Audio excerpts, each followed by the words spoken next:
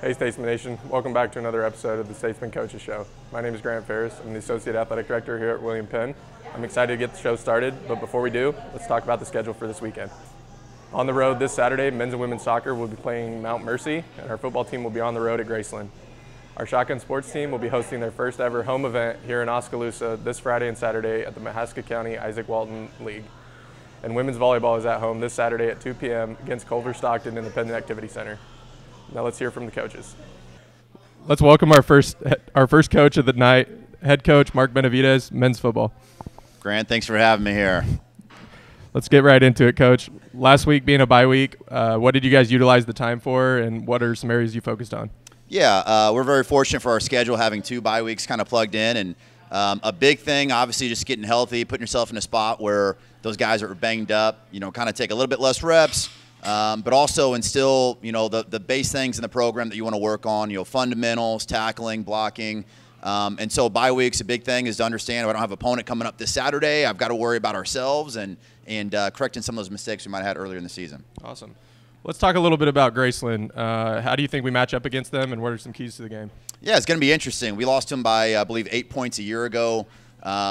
They're a team that's up and down quite a bit like we are at times.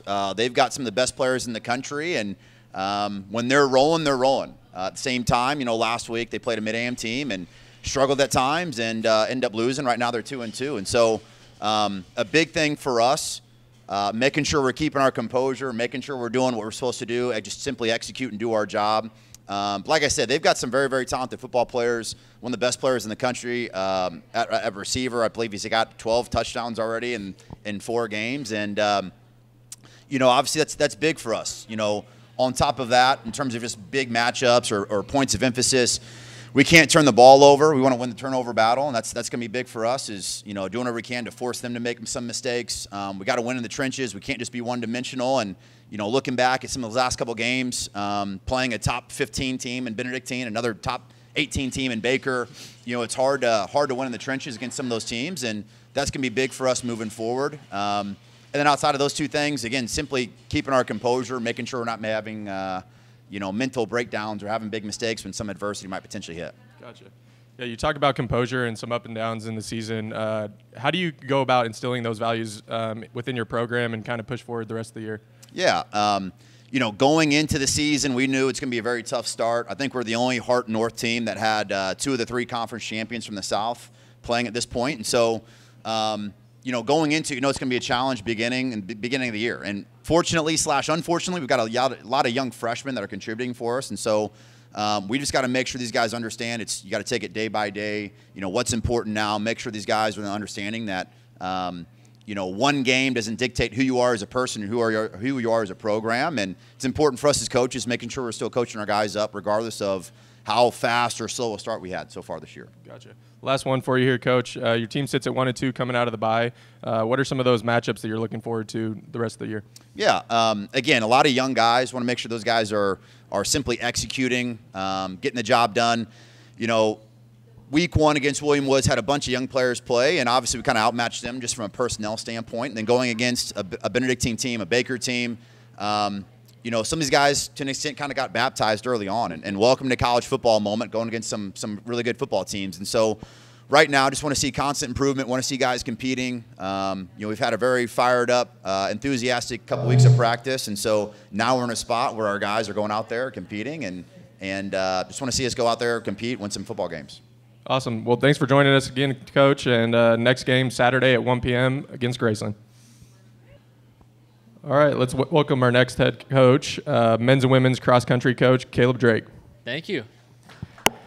Let's jump right into it here, Coach. Coming off a very successful season last year and returning a number of athletes on the men's and women's side, how do you plan to continue to grow as a program? Yeah, I think this year we've got a lot of age as far as maturity, over half the men's team. So really it's a lot on me on the back end. We're going to bring in a lot of new people for next year. But this year I think that maturity just is showing in our practices and even some of the execution of our races, the first 2 races we've had. So we've seen a lot of good execution and coachability in that way. I think there's a lot of trust that has to take place between a cross-country athlete and coach, and a lot of that's because we don't get to have a timeout. Right. Once the gun goes off, we have to be really organized before that point. And so it takes trust, and so it takes relationship. And so we have a good relationships established throughout the team. And yeah, so it's trusting and it feels good. We're excited about what we can do this year. Awesome. Well, with having a few races under your belt, how would you describe the season this far?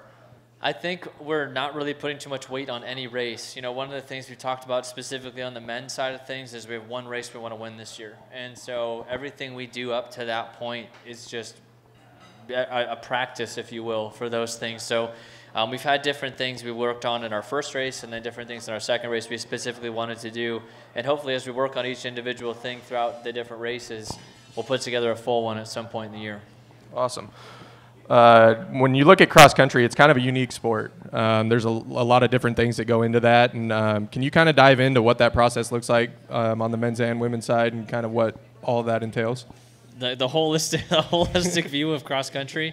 Well, it starts in the summer, you know. So I think every sport has off-season training, but we are in season from the moment we set foot on campus to the moment we leave. So basically, if they've got a class scheduled, they're in season. Is one way to look at it. And then one way to think about it too is like if you look at other sports, there's different skills to work on in the off season. Say like volleyball, right? Like you want to work on your serve or bumping or something like that, passing. If for us, our skill is fitness, and so they're working hard all off season as well. So there's a dynamic of how do we make this enjoyable and not too weighty in the sense of to just have fun and keep going and stay motivated. And then, you know, we are really organized, like I said, on the front end of our races. So we'll have a pre-meet meeting, and we'll go, like maybe if you're prepping for a game, let's say, you know, you might talk about, hey, we got to watch out for this player or something like that. But for us, we meet before our meets, and we go over a strategy for a race on both the men's and women's side, like, hey, here's some people maybe to try to run next to, or maybe, you know, this mile or this K between 3 and 4K, we want to try to make this move. Hey, be aware of this hill in the latter half of the race. We do a lot of loops in cross country too, so we run a lot of the courses multiple times while they're racing. And so that wears on people. Or if you go past, like the last race we had, we went past the start line 3 different times for the men and 2 times for the women. You go past the start-finish area, and you head away from it. So just being aware of the mental toll, like those things are going to take, not just for us as a team, but your competition too. Like, are there cracks we can work on in that way? So it's unique in that way, but it's also really fun. You know, you get to go out, and we get to own the town in a new way here in Oskaloosa, and we know some of the back roads or the side roads better than anybody else. And so there's kind of some fun things with that too, where if people like Strava is one of the things that we use. Anybody can use Strava, and there's things on there like routes in town that anybody in the community can be a part of. So we get to go see where maybe, hey, this person has run this route, you know, and run this time, and then as a team we want to go run and see where we stack up in that way too. So it's kind of fun. You can have a different interaction and another layer, and yeah. That's awesome. Well, last one for you here. In cross country, we put a lot of emphasis on the conference championship. Where do you think you guys fit in there on the men's and the women's side? Yeah, we'll start with the ladies. Ladies first. You know, we want to try to do at least as good as we did last year. And so that's one of the things we're going to try to hold that line. And then, as I mentioned on the back end, trying to grow the team. We'll see what we can do in the future and try to grow through that as a women's team. And on the men's side, one thing that was great about our last race is we went head-to-head with the team that's been ranked number 1 in the conference. We were beating them for a majority of the race. We kind of, again, speaking earlier, the thing we were working on in our race we accomplished earlier in the race. Didn't have it in the last K, but we showed that we're right there next to them. And so we're going to be fighting, I think, for the conference title again this year, which is really exciting. Awesome. Well, Coach, thanks for joining us, and good luck the rest of the way. Yeah, thank you. Let's welcome our last head coach of the show, women's volleyball head coach, Lauren Eldridge. Coach, how are we doing? Pretty good. Awesome. With your team right around the halfway point of the season, what have been some of the standout matches or moments of the year that have stood out to you? Yeah, we finished up non-conference play, so 4 games into conference, so a lot of conference play left. Our first one of the season, which was at the Valley Tournament, second week of season, and then our home tournament. We went 3 for 4 that weekend. Beat Waldorf, which is a big team. That's kind of our tradition every year at our Labor Day tournament. We play them the last game, usually undefeated at that point, but that was really good showing, and we had people that stepped up that weekend because we had some people out, had some freshmen step up in position, so it was nice to see everybody play that weekend. Awesome. You've had 2 seniors kind of lead the way for you guys this year, Caitlin Jeter and Olivia Johnson. Can you talk about what those 2 mean to your program? Yeah, I mean, they've both been here for 4 years, so that's nice to see them from freshmen and seniors. Caitlin's had a story on her last week, I believe. She was on reserves her freshman year, so she's somebody that, really trusts the process. She's developed a lot, and she's earned that starting spot this year. Olivia's been a big OH1 for us these last 3-4 years. Definitely filling that position. Last year as an All-American. But they're also just leading, not just as players, but people having good leadership on and off the court, setting the example and showing the example too. I know in the past when we've had big players, potentially maybe weren't the best off the court, but we've definitely had some good leadership this year, and I think that's going into conference is going to be really good for us. Awesome. Well, we kind of talked about getting into conference play. What are some of the keys for your team to be successful the rest of the way? Successful, just limiting our unforced errors. Right now we're kind of underperforming, and they know that. We've been on the road a lot, but we can't use that as a reason or as an excuse. We made jokes about we basically sleep on the bus right now because it felt like we've been on there 24/7. But it's nice to be at home this weekend, be at home for majority of October, 1 or 2 games away. But it's nice that, we know our home court, we know what we're good at, and we need to get back to those ways and make sure, we're putting the ball everywhere, not just feeding our outsides, because we have 5 or 6 players that can put balls away when they're on the court. So make sure we're using those, using it to our advantage, and going back to, our true values of, the basics, moving things around. We have really strong players, and we just got to put it together. Awesome. Well, you talked about the homestand that's coming up in October. With that, there's a couple of promotions that we run that have kind of become a tradition for you guys with Dig Pink and the Graveyard Game. Can you talk about what those mean for your players and kind of the university as a whole? Yeah, Dig Pink is a big thing in the volleyball world.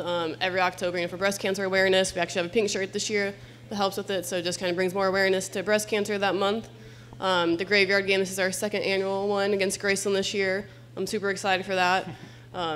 It's something we're going to start as a tradition, and the girls really look forward to it. Just kind of a really cool thing to do that it's not really heard of, and a lot of volleyball teams don't get something like that, so it's cool that we can do a tradition like that. Kind of like a mascot thing. It's more for mascots, like the Sting this year. So excited for that, and we get other teams involved. Like the cheer team comes in and does a dance in the dance, so it's nice that we can get everybody involved on campus for that, but it's something we're looking forward to every year. Awesome. Well, women's volleyball is at home this Saturday against Culver Stockton. Be sure to come out and support the Statesmen. Coach, thanks for joining us. Thank you.